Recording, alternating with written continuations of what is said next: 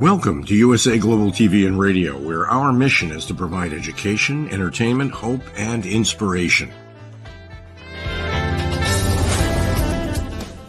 USA Global TV and Radio connects you with experts and audiences all around the world every single day to help you succeed in business and to live a richer life. Visit us at usaglobaltv.com to learn about career and life-changing training and mentoring programs like the Listening Mentor. Subscribe to our newsletter to stay informed about our special programs and offers. Discover how you can become a guest on one of our shows or a host or producer of a USA Global TV and Radio show of your very own. That's USA Global TV and Radio, where the doctor is always in.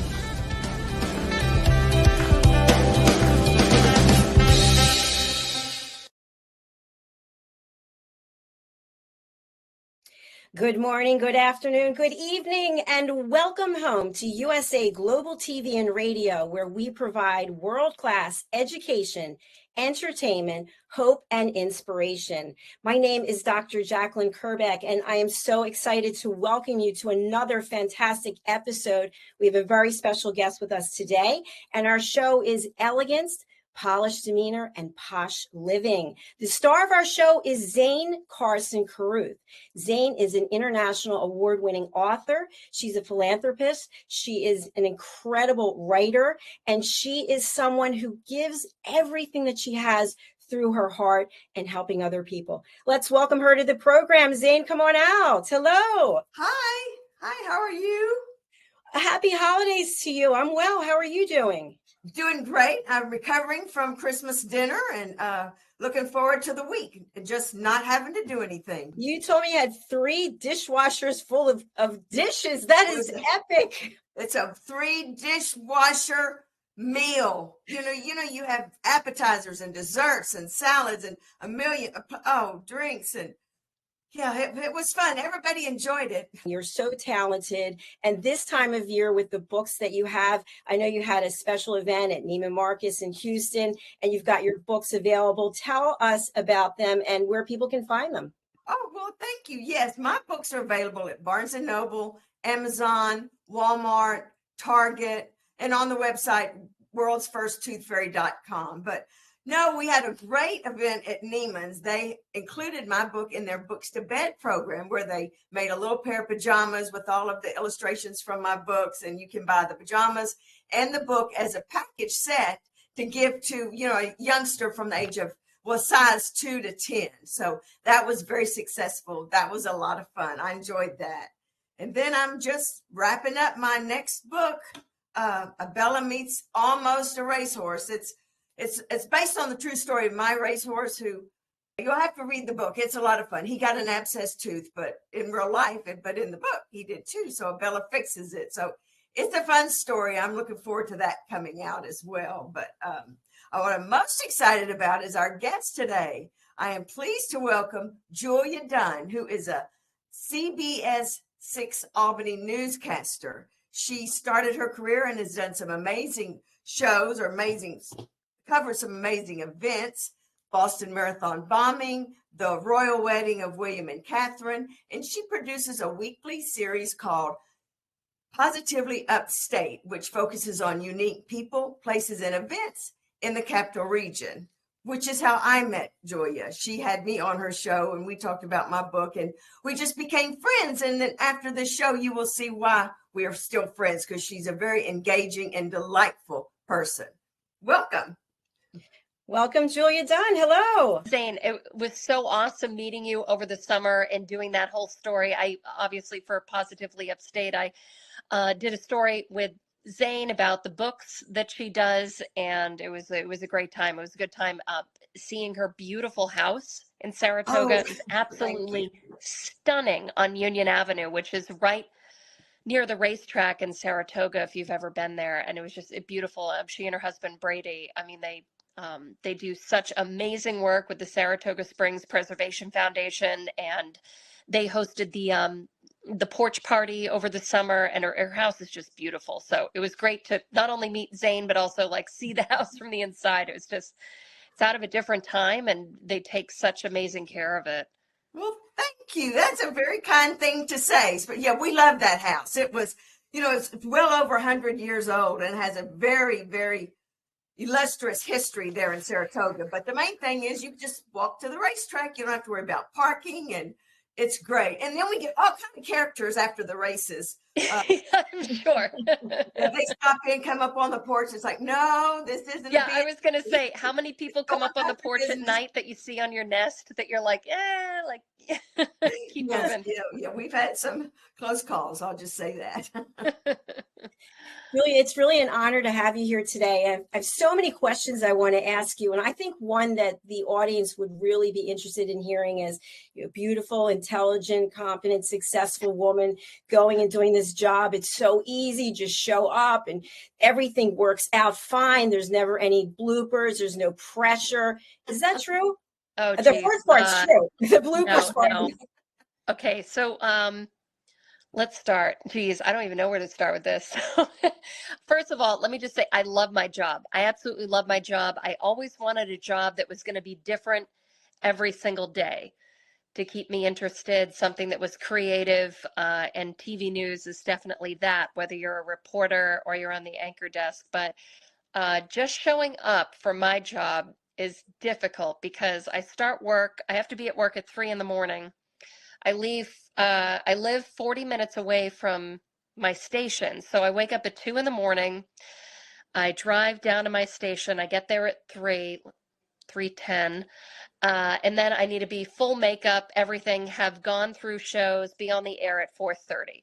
4:30, the show starts. We do 3.5 hours until the end of the show. And then we do a couple of cut-ins through national.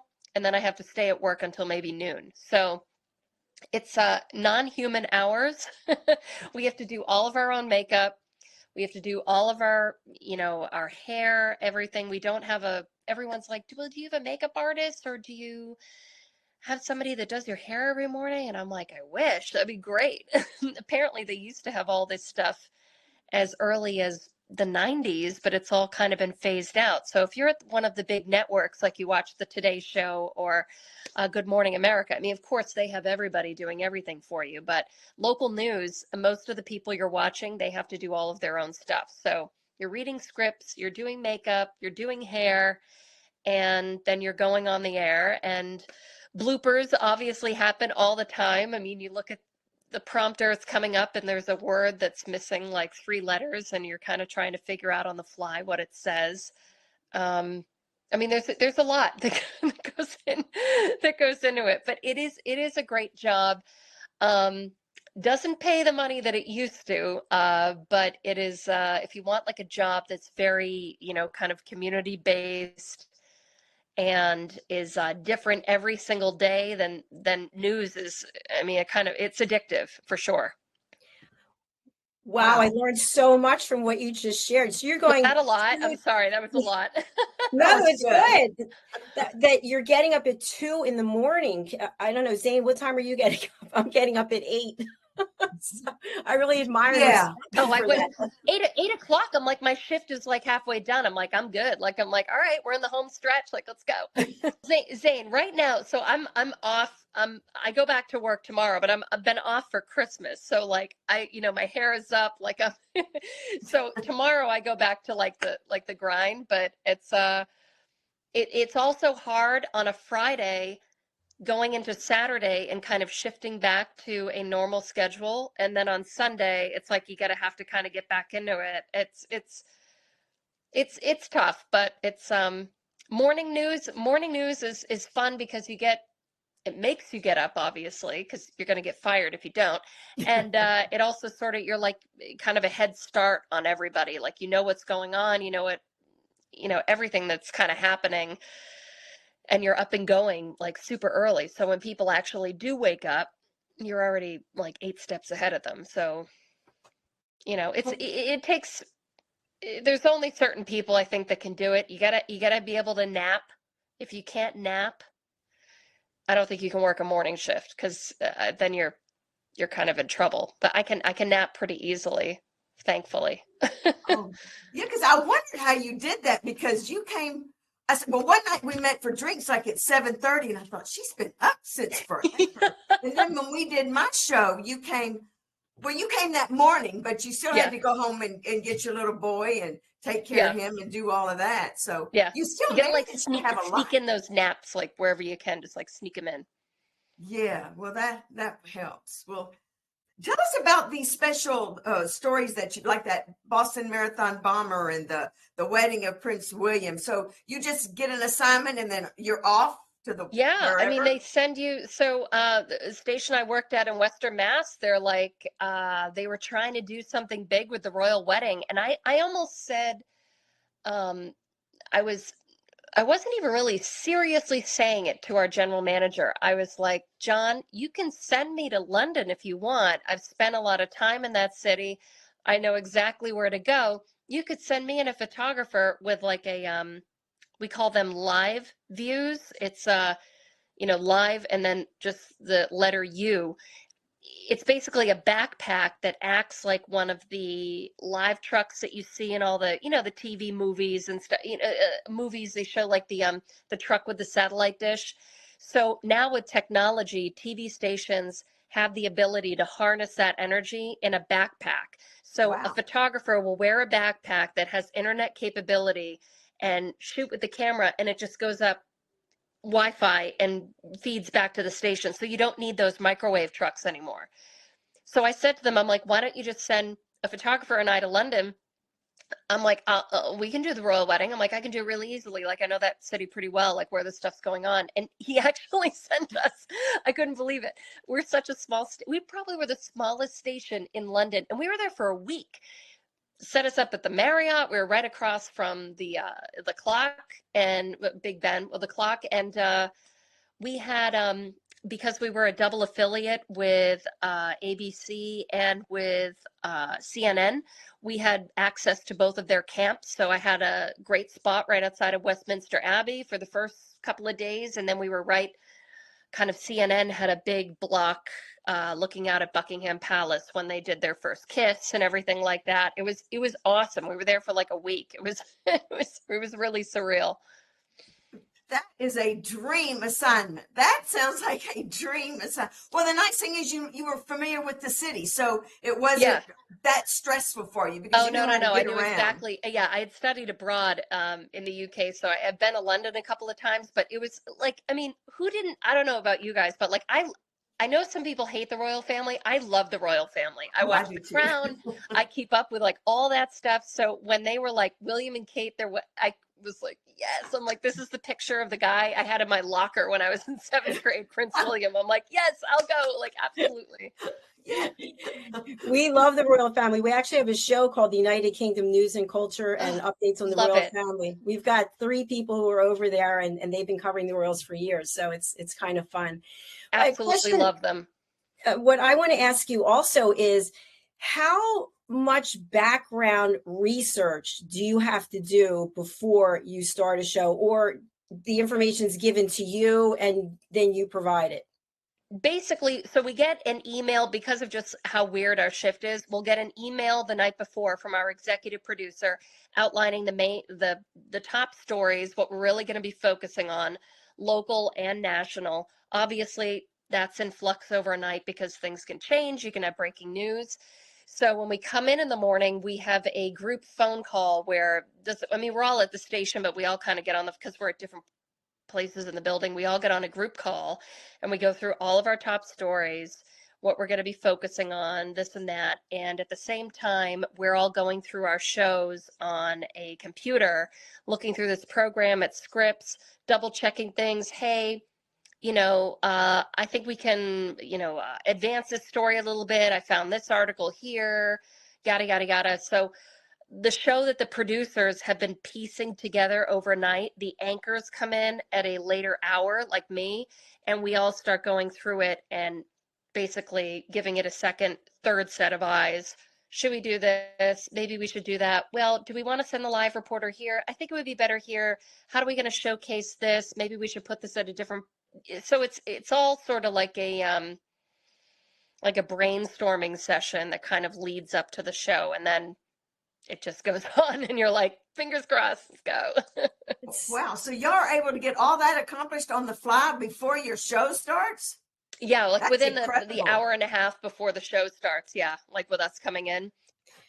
There's so much that goes into it, and I don't think people realize it. And you think to yourself that it's all glamour. And from what you're sharing, I mean, you look magnificent, you look beautiful, but there's a lot that you have to do behind the scenes that people aren't aware of. When you leave the studio, because you're a public figure, are people harassing you, or what's that experience like? No, I mean, some people will come up to you and say things, but for the most part, it's not too bad. I appreciate it when people come up and say something. I mean, I've never had someone come up to me and been like, I hate you. I've had people come up to me and say, I watch you every morning, or, I see pictures of you and your son on Facebook, and I really love that. And, or, you shared a certain story that it resonated with me. I appreciate that. Or you're very personable on air. That's the one I really appreciate the most, because I try and be as personable as I can, because I hate it when news anchors are just flat and not personable and not relatable. I think people want to see someone that they can envision themselves sitting down in a living room with and having a conversation. So I really appreciate that. But and then some people message me and they say, I think I saw you at this, usually it's a bar. They're like, I think I saw you at this bar or this place, or my wife thought she saw you. And I always write back and I'm like, please come over and say, they're always like, well, we don't want to bother you. I'm like, please come over and say hi. Like, I love this. This is great. Like I would have bought you a drink. Like, so, yeah, it's not bad.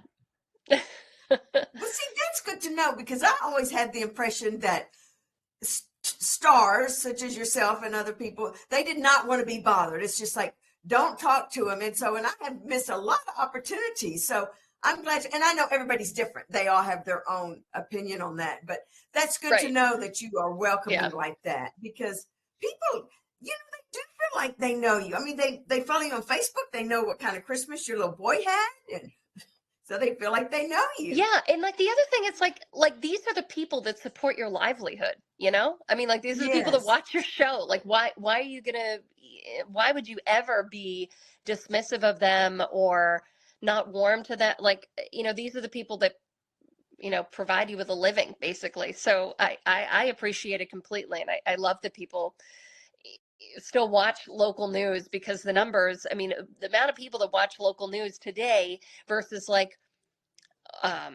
30 years ago is significantly lower. So when I do find people that watch local news, I'm like, yes, thank you. Love it.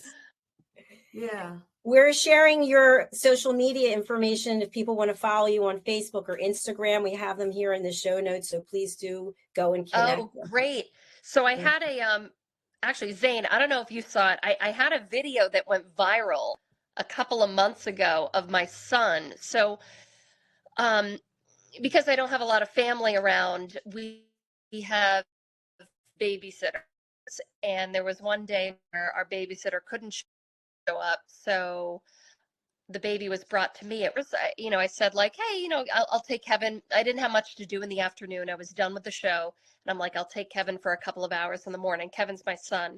Brought him into the studio. We were doing a live cut-in, and he walked in front of the weather wall while the meteorologist was doing her forecast. And he's kind of, like looking around, just sort of on TV. You couldn't see him because he was cut off with the camera. But we have video of him wandering around the studio and underneath the anchor desk, and I posted it on Facebook, and it got like 29 million views. It was insane. Oh my word! Gosh. Yeah. I don't know if it's more than that now, but it was 29 million views. I had a friend message me over the weekend, and they're like, do you see Kevin's, like that video you made of Kevin? And I'm like, what about it? Like, I posted it on Thursday. They're like, it's like taking off. It was nuts. So I got a lot of followers out of that video. I bet you did. Yeah. That's wonderful. Good for him. Good for Yeah, you. I went from like 11,000 followers, which took me years to get, to 61,000. So it's like over Amazing. one weekend. Bada bing, bada boom. As we move throughout the day, and I'm expecting temperatures to stay in the lower 90s here in the next couple of days. We are drying tomorrow, showers and thunderstorms coming in Thursday on a daily basis, with the heat easing for the weekend. Takes one video, you guys. That's it. Just one. You mentioned before about the percentage or number of people who are actually watching live news versus people getting it on websites, et cetera. What do you think is the future for the industry? Do you think it will always be some combination of the two? The future of the industry for local news, I hesitate to say not good, but local news, if you think back to your parents, my parents, everybody watched the 6 o'clock news, right? Everybody watched the 6 o'clock news. It was something you did. It was ritual. Today's society, and everyone watched like a noon show, right? Just like everyone used to watch soap operas. Everyone's society has changed. Everybody's working now. Nobody is home to watch these broadcasts, and nobody watches them because they get it off their phone. They get every single top story before, if they sleep. I sleep with my phone because it's my alarm clock. I could roll over in bed, look at my phone, and see what the top stories are. I don't need to turn on the news. Like local news is up against a beast, and it's new technology. So the number of people watching local news, which we can see with Nielsen ratings, is just dropping every single year. And it's just, people still need local news. Don't get me wrong. What form that's going to come in the next decade, I don't know. I mean, it's kind of like, it's going to be a combination of social media, of course, apps, TikTok, Instagram. It's definitely something that's going to have to, and we're trying to evolve with all of this, but it's been tough. You know, you think about news. I mean, just think about newspapers, like the way that everything's gone. I mean, I don't know. It's just, I feel, it's like I'm in this industry, so I'm kind of like, we're always sort of like, well, there's always going to be local news. What form it's going to be in 10 years, I really don't know, but a lot of it's going to have to be off the phone, streaming off the phone.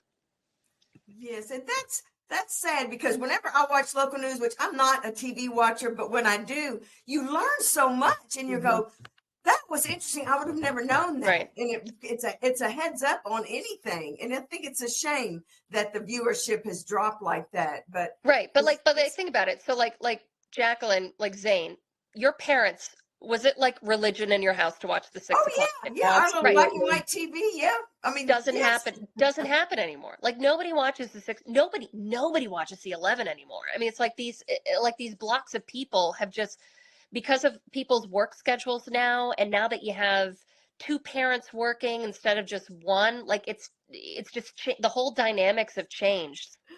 For someone who is thinking of going into live news, what are some of the talents, the skills, the expertise that they need to have to be successful? You need to be confident to be on live TV. Everything is live, so you got to be able to talk to somebody like I'm talking to you guys right now. You need to be conversational. You need to be able to be you need to be a real sleuth online to be able to kind of like get your information. You need to be able to tell a story,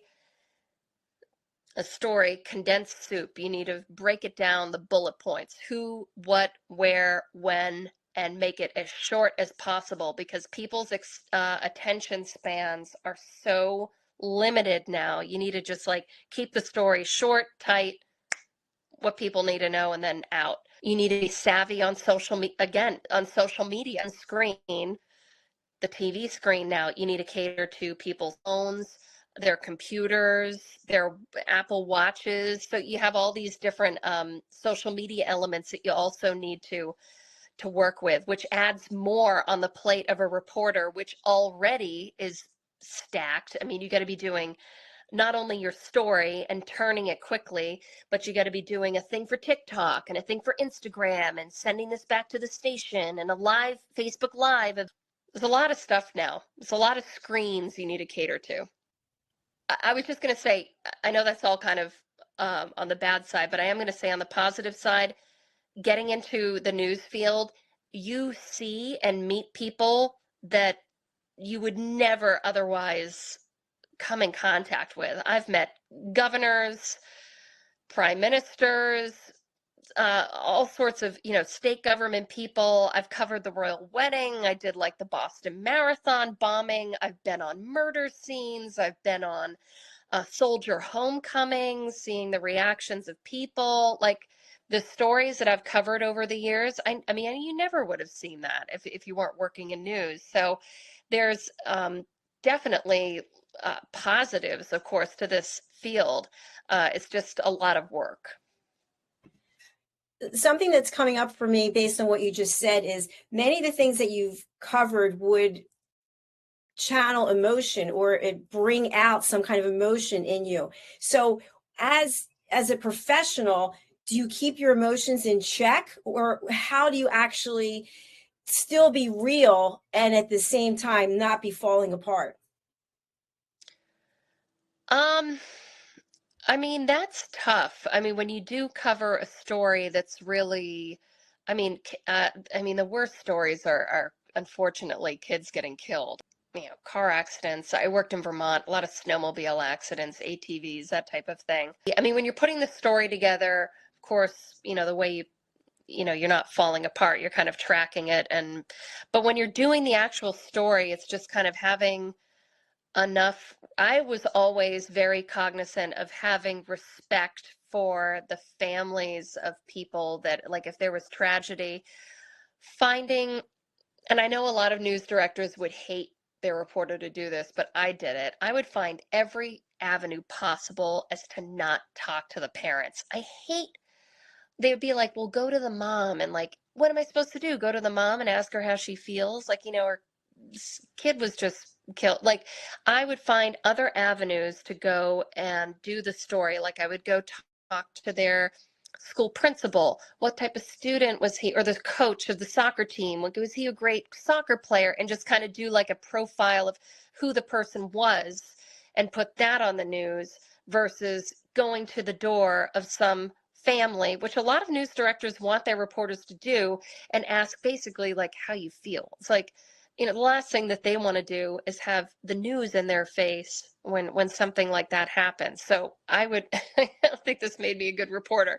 I would try and find every avenue to go besides doing that when it came to an emotional story like that. Of course, when it comes to other emotional stories, like a soldier homecoming, maybe they come into a classroom, the student doesn't know that their dad is home from his deployment, and it's a big surprise, a big reveal. I mean, that's easy because people want to talk to you. But yeah, I guess you just kind of got to tailor the way you report stories, depending on what they are when it comes to like really emotional ones, because they can be bad and they can be good. Well, that just boils down to just trusting your instincts. And I think that's very sensitive of you, because nobody wants a camera shoved in their face when they have been involved in a personal tragedy. They just don't. My aunt, I admire you for that. Yeah, my aunt, my father's sister, her daughter, who was very close with us, she was killed in a car accident when she was 15. And she was very close to me in age. We were very close. And I remember one of the things she said was like the news crews from Newport, Rhode Island were like up at her door, like knocking on the door, asking her questions. And she's like, I'm just trying to bury my kid. Like, get out of my face. And I always remembered that. So if my news director was like, well, call the mom, and I'm like, no, I'm going to talk to the school. like last thing, I mean, why?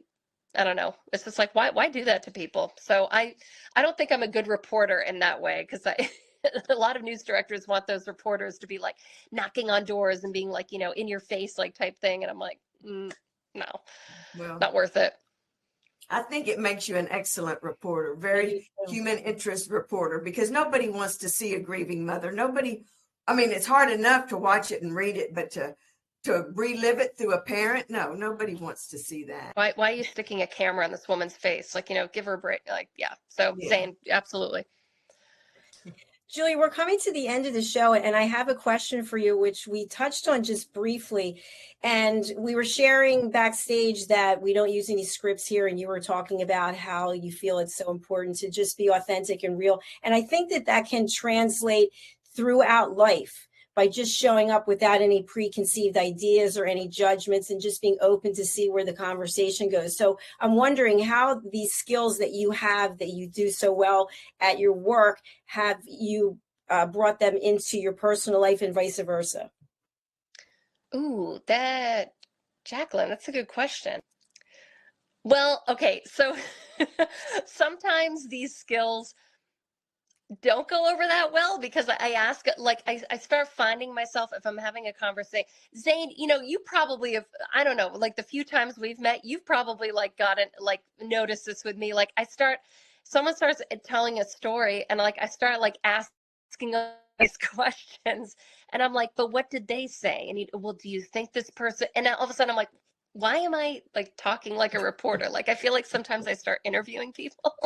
I'm like, wait, stop.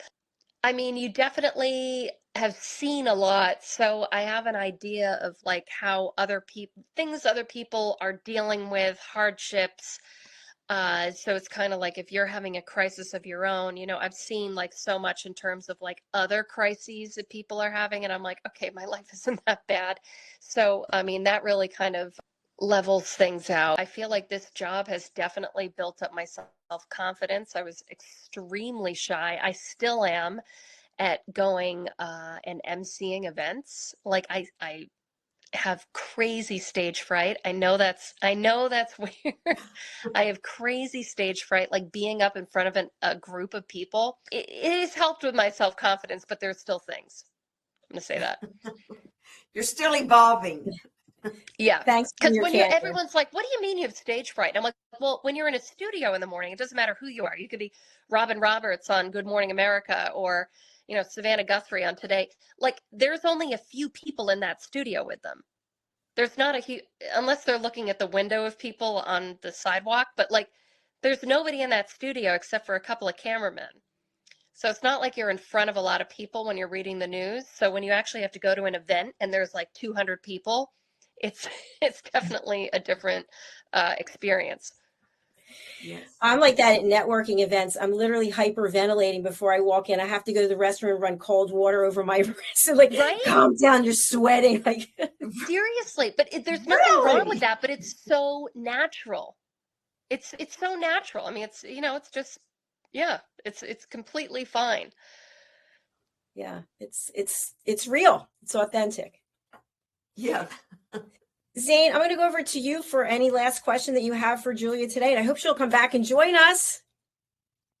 Oh yeah, I'm thrilled. I hope she comes back and join us. No, I think we covered everything. We ran the gamut from beginning to end. I was very pleased with everything that you said. I loved it. I'm surprised you guys didn't ask me any follow-up questions on the fact that we have no makeup or no hair, like nothing. Everyone, there are so many people, you go out in public and they're like, so do you have a hairstylist and like a makeup person? Does the station buy your clothes? I'm like, no, and no, like nothing. Yeah, I'm surprised about the H&M, the hair and makeup, but I knew they didn't buy your clothes, but I really thought they had a hair. I mean, even the few little TV shows I've been on, they had a hair and makeup person. Nope.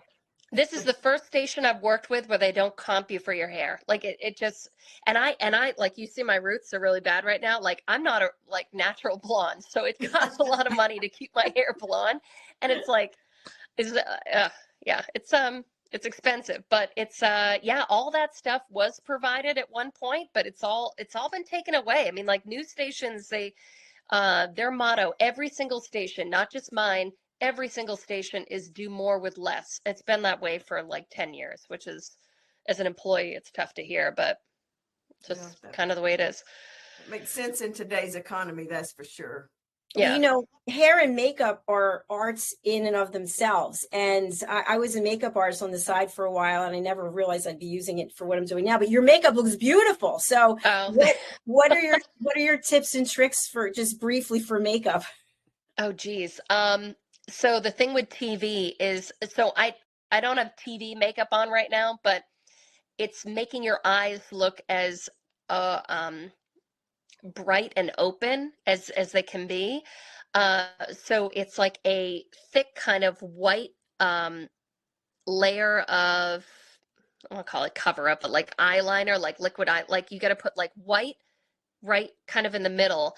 And then when you do the eyeshadow, you kind of got to put it up, not quite like a cat eye, but everything needs to sort of be like up.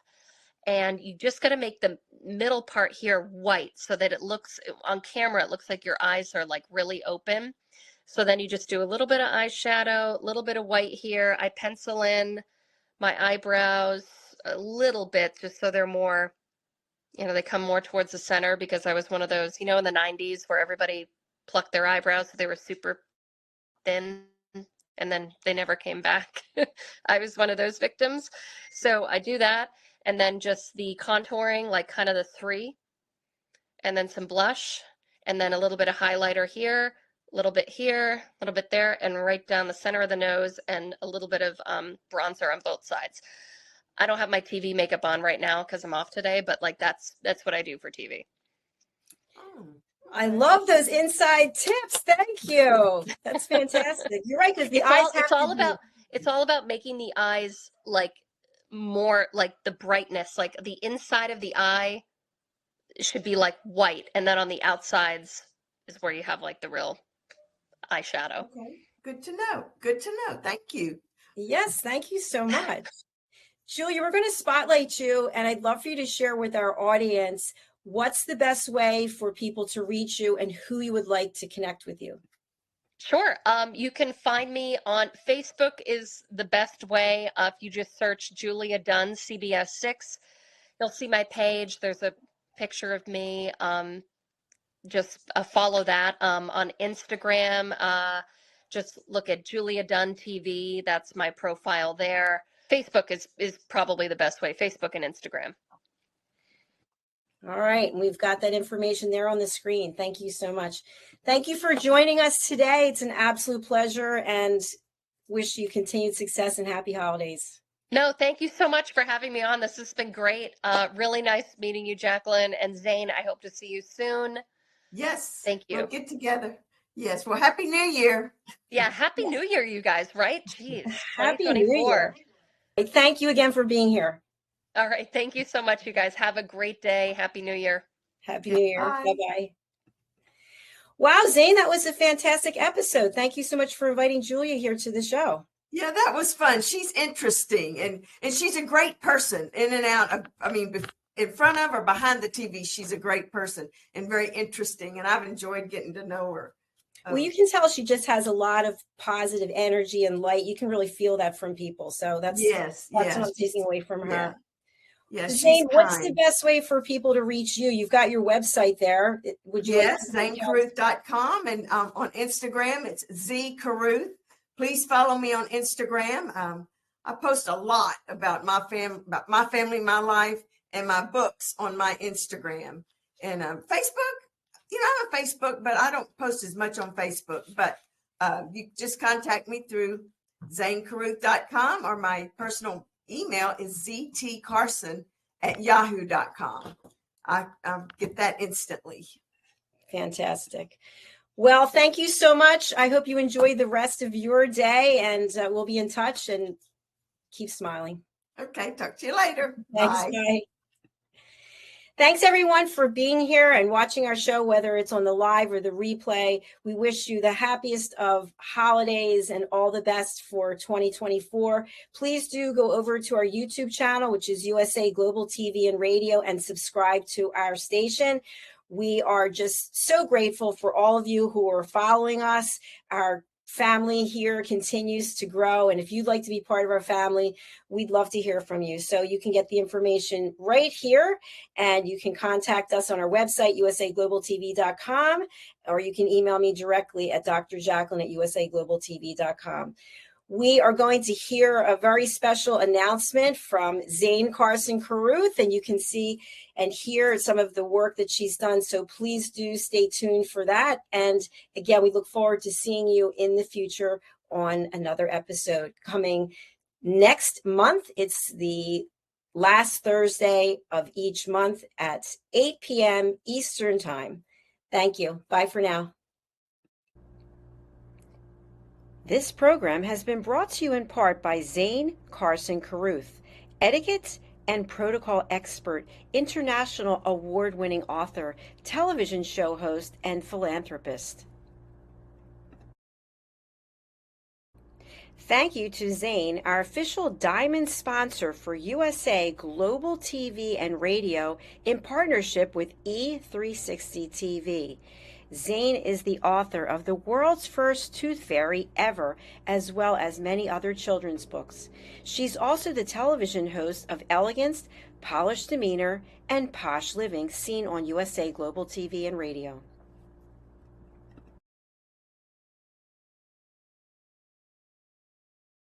Hi, my name is Zane Carson Carruth, and I'm the author of this book, The World's First Tooth Fairy Ever.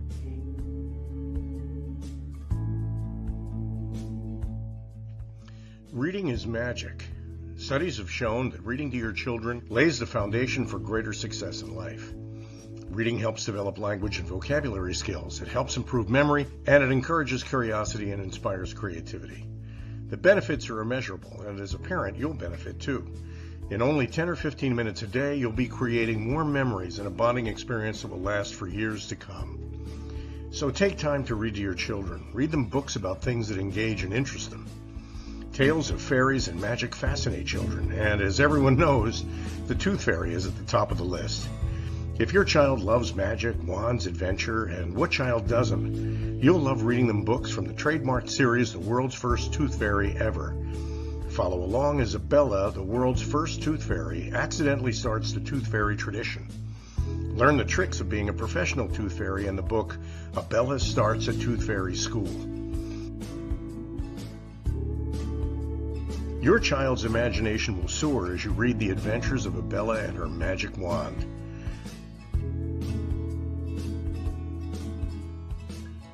These wonderful books are available at worldsfirsttoothfairy.com and at Amazon, Barnes & Noble, and Walmart.